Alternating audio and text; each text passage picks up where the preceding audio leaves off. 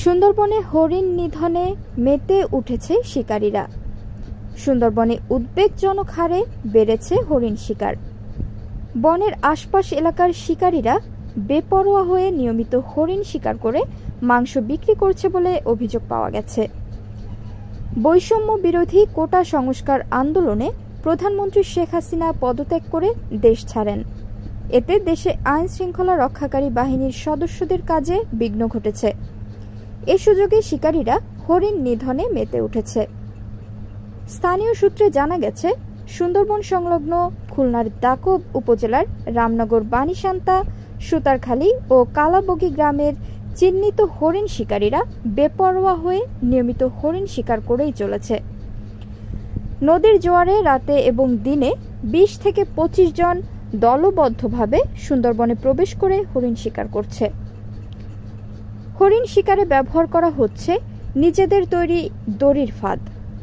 বর্ষা মৌসুমে প্রত্যন্ত অঞ্চল সুতারখালী ও কালাবগী গ্রামের মাটির রাস্তায় কাদা হওয়ায় আইন শৃঙ্খলা রক্ষাকারী বাহিনীর সদস্যদের উপস্থিতি না থাকায় শিকারীরা সহ তাদের স্বজনদের ঘরে ঘরে অবাধে রান্না হচ্ছে হরিণের মাংস। নাম প্রকাশ না করার শর্তে কয়েকজন জেলে জানান, হরিণ শিকার আগের চেয়ে অনেক বেড়ে গেছে। বনে ফাঁদ পেতে শিকার করা হরিণের মাংস বিক্রি করছে শিকারীরা। জেলেরা বলছেন, শিকারীদের বিরুদ্ধে কথা বলতে তাদের হুমকি দেওয়া হয়। এছাড়া বর্তমানে দেশের আইন শৃঙ্খলা রক্ষাকারী বাহিনীর সদস্যরা না থাকায় গত ৮ থেকে ১০ দিনে আরও বেপরোয়া হয়ে উঠেছে শিকারীরা। যেসব শিকারীরা বনে যাচ্ছে তাদের দলের অনেকের নামে আগে থেকেই হরিণ শিকারের মামলা রয়েছে। নলিয়ান গ্রামের বাসিন্দা ও স্থানীয় সংবাদকর্মী মোহাম্মদ আবুল বাশার বলেন, দেশের এই অস্থিতিশীল অবস্থায় এলাকার সুযোগ সন্ধানীরা প্রশাসন না থাকায় হরিণ শিকারে মেতে উঠেছে। তারা শিকার করা হরিণের মাংস নিয়মিত বিক্রি করছে এবং যত দিন যাচ্ছে এই প্রবণতা বেড়েই চলছে। দাকব উপজেলা পরিষদ ভাইস চেয়ারম্যান কিশোর কুমার রায় কালবেলাকে বলেন, বন বিভাগের সংশ্লিষ্ট কর্মকর্তারা যদি সঠিক নজরদারি না দেয় তাহলে এই অপকর্ম চলতে থাকবে।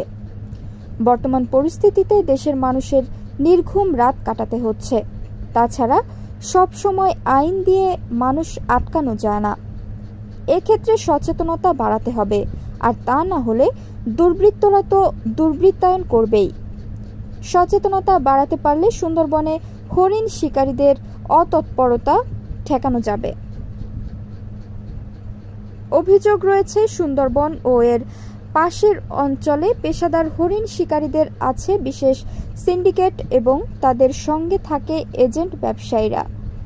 এসব এজেন্টের মাধ্যমে কখনো অগ্রিম অর্ডার, আবার কখনো মাংস এনে তারপর বিভিন্ন জায়গায় বিক্রয় করা হয়।